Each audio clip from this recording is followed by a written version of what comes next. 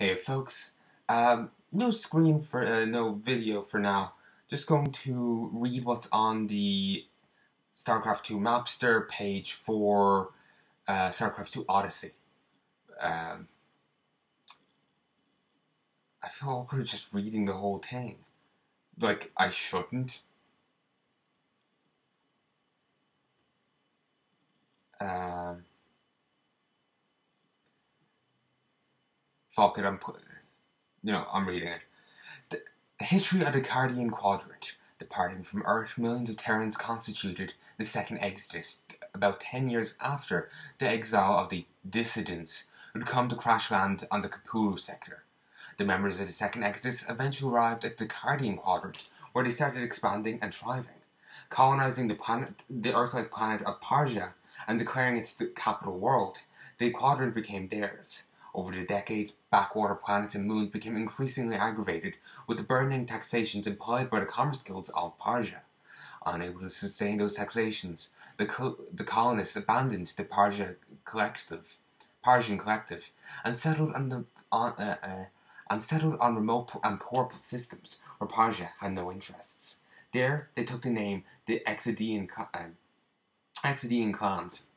The Persian government, shaken by the sudden loss of manpower on outlying planets, deployed a massive funding into the research divisions. Such allowed for the creation of a new artificial intelligence capable of self-learning, far more advanced than the average adjudicant. Built into man-like androids, later called synthetics, the outlying planets were populated with them to serve as Persia's workforce. As their artificial minds were evolved upon with the passing generations, eventually the Sirius tree began showing signs of free will, capable of choosing to ignore orders given by humans. The Parsian collective, afraid of a possible synthetic rebellion, amassed all its military power under the control of 7 of the highest-ranking admirals and generals, unofficially named the Steel Council. The amassed power of the Parsian military became known as the Federation of Warfare, a force to be reckoned with.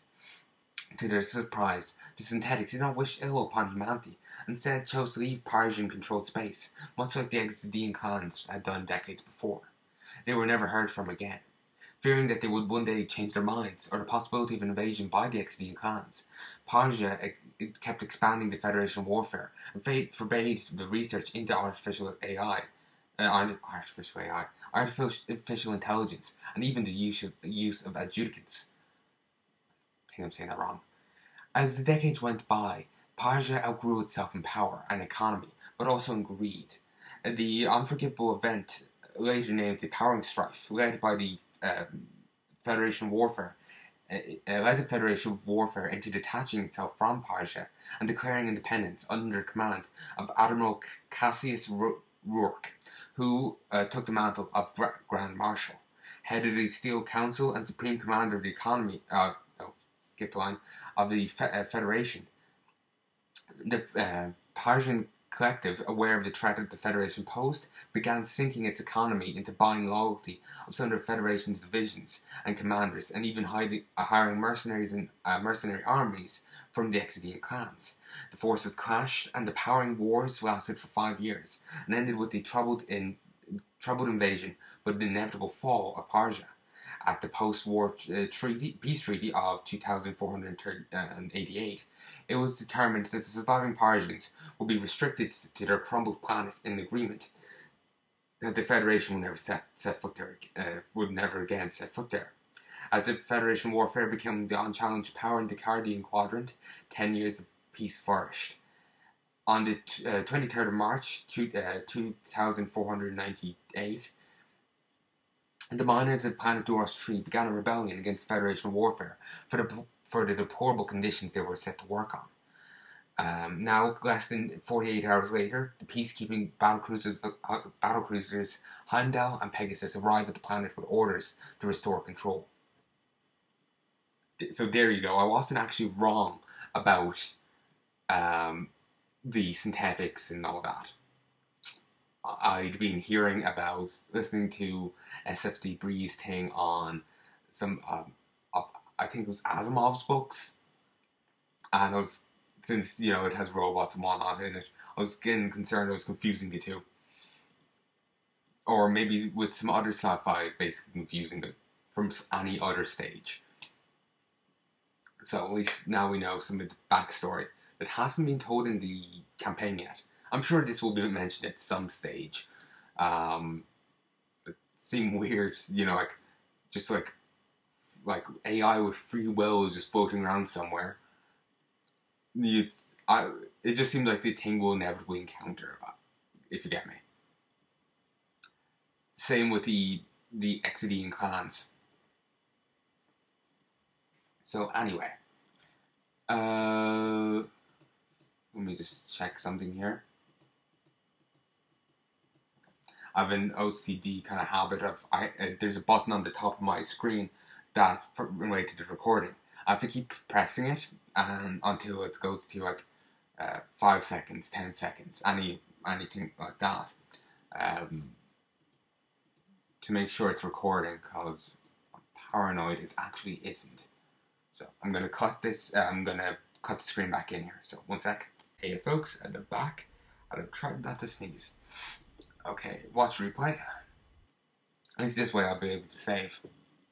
Certain aspects of a mission may differ according to difficulty.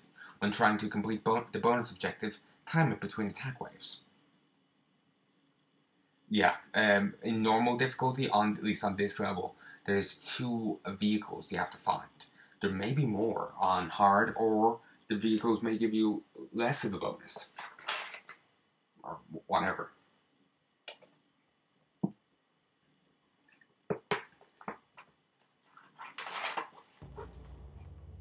Actually, thinking back on it, they're saying certain aspects of a mission may differ according to difficulty. What if the reason why I didn't see the thing on the first mission was because I was on normal rather than hard?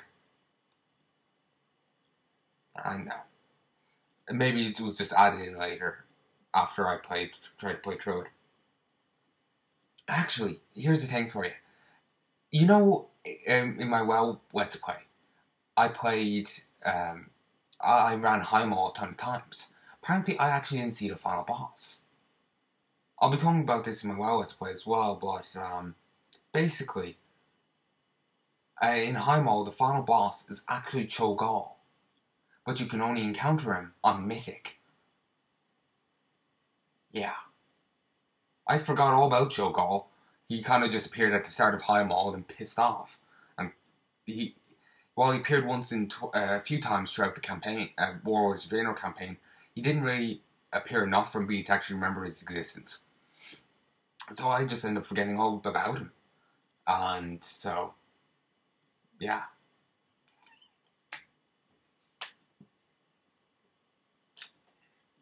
So apparently you fight and kill him in Heimel. He appears when you're fighting the King Ogre, I don't know his title.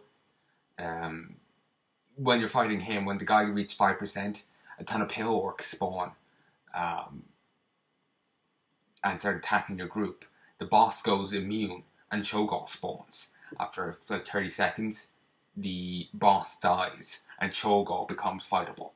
Then you fight and defeat Cho'Gall. I don't think Cho'Gall actually gives any loot, but yeah.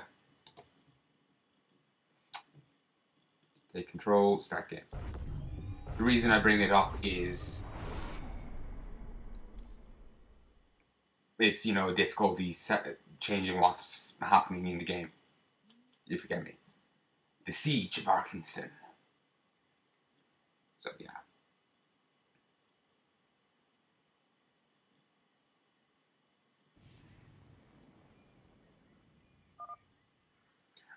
Road ahead, we're almost there. UEC is around for sure. Looks clear though. Meeks? Clear. I say we go. Don't try anything funny, Red. Move, people. Go.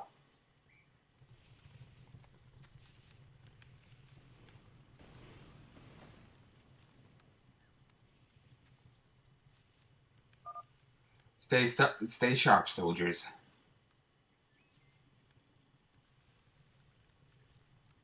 This is a lot of corpses. Well, I'll be damned. Welcome to Arkingston, Hell's Rejects.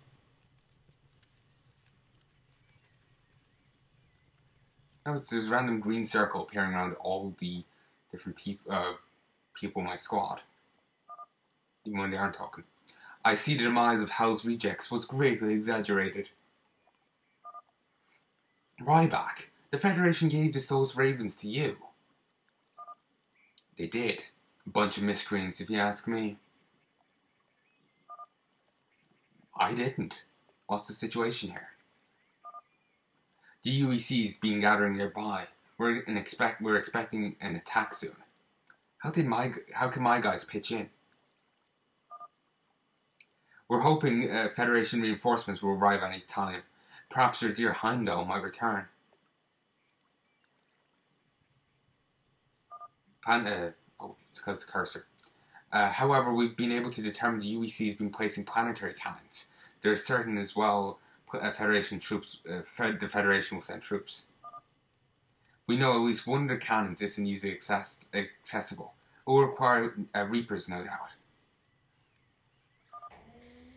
We need to disable them then. Make sure the Federation isn't blown to bits upon arrival. What about civilians we sent from Terra Valley? They're all locked up in the upper level. Our intel agents managed to identify a few wanted rebels amongst them. Everyone else was supposed to go back to Terra Valley tomorrow. We need to make sure they stay safe. How is Arkingston weaponry-wise? Pitiful. All the vehicle factories were sent away to fight the rebels and didn't manage to return before these invaders kicked in.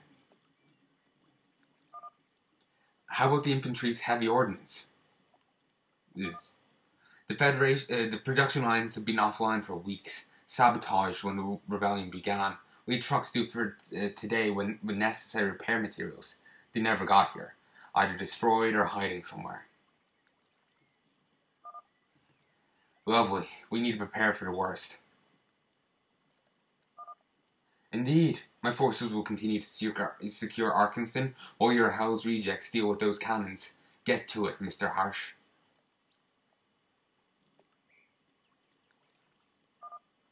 What? This isn't fair, Captain. We just arrived. Our men are burnt out.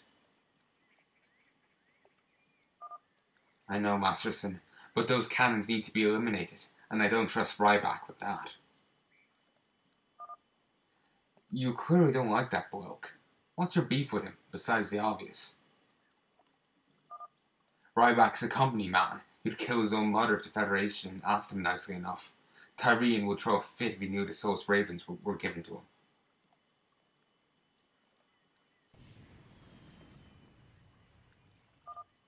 Captain Harsh, what do we do with this scum?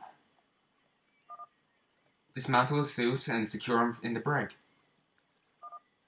Move it. You can't win this fight, Colonial. You need to surrender. I said, move it.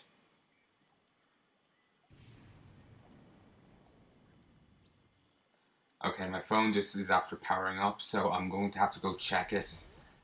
Make sure iTunes didn't pop up. Make sure I close Chrome. I think I heard my phone make a text noise in the background, so I need to make sure it's listening to the audio. So, one sec. Hey, folks, and I'm back. Alright, let's listen. Well, let's listen? No. You listen, I'll read. Federation stronghold of Arkingston. Arkingston has been the Federation's main stronghold on the mining planet of Duros 3 for over 5 years. Outlined by durable walls, it can be easily defended for its strategic value. As such, the UEC is well aware of its importance and will try to wrest it from the Federation. One sec. Elias Ryback is the new captain of the Souls Ravens, thus substituting Tyrion Striker. Rumour has it he was caught stealing luxury cars as a young man in Centilius and sentenced to serve in the military. Quickly growing fond of giving orders, he rose to captain and developed a strong, sickly loyalty to the Federation. As such, he is disliked by many of his subordinates and peers, particularly Jared Harsh.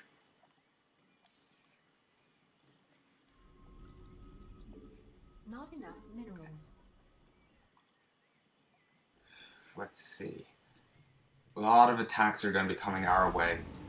So we need to have a fair amount of troops up there.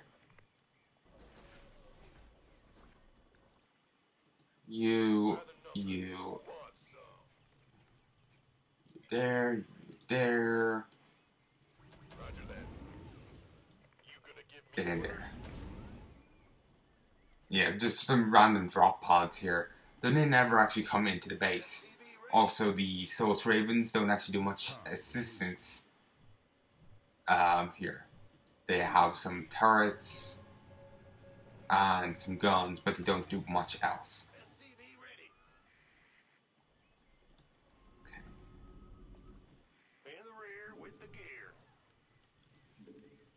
Okay, the main thing that's going to be holding back the enemy are lines of bunkers.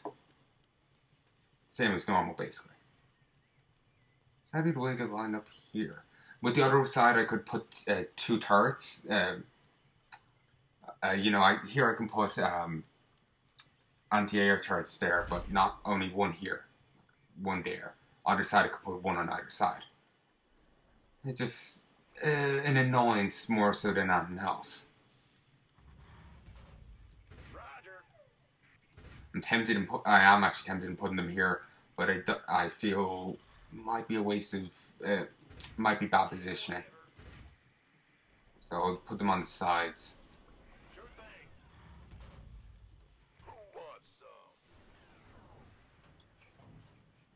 Okay.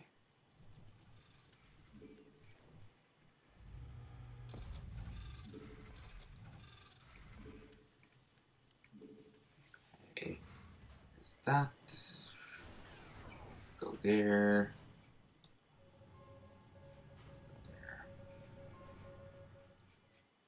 Remember correctly, all we need is 3 bunkers. Of course, that was on a lower difficulty. So, we actually might need more. We might need some troops stationed nearby. I don't know. Okay, still only 2 maintenance trucks. So that part of the mission hasn't changed. Base is under attack. I'll go have a look over at that now in a second. Not enough minerals. Fuck. Base is under attack. Additional supply depots required. Been waiting on you. Lost a Marine. In the rear with the gear. Either that or I just didn't get the one that I think I lost. Oh yes, this is the other thing I need to have going on. A patrol. A repair patrol. Yeah, I actually didn't have the other one going over yet. And we lost a bunker here. Move it. You want a piece of me, boy? SCV ready.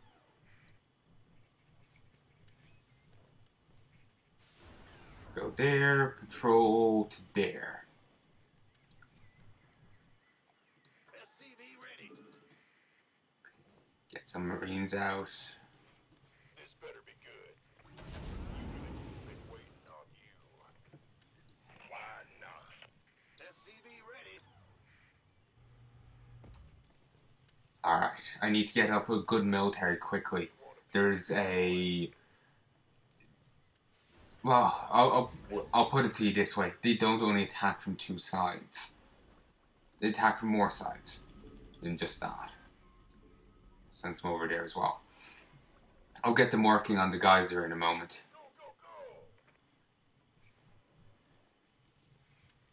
Okay, that's full.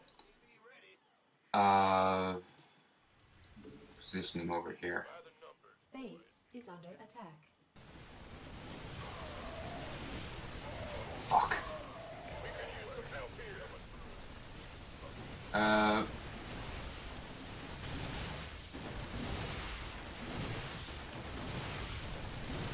Fuck. Move. Fuck. Reinforcements.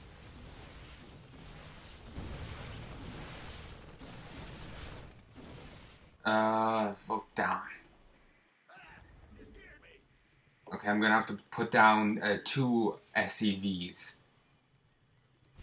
Yeah, whatever. instead of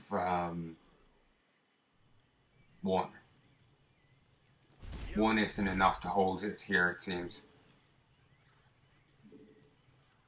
I'm almost tempted in putting up extra bunkers, but that would make it much difficult for all my for any troops beyond Reapers to get out, and then the enemies would just be fighting the extra bunkers back a bit, so these ones can't participate. Yeah,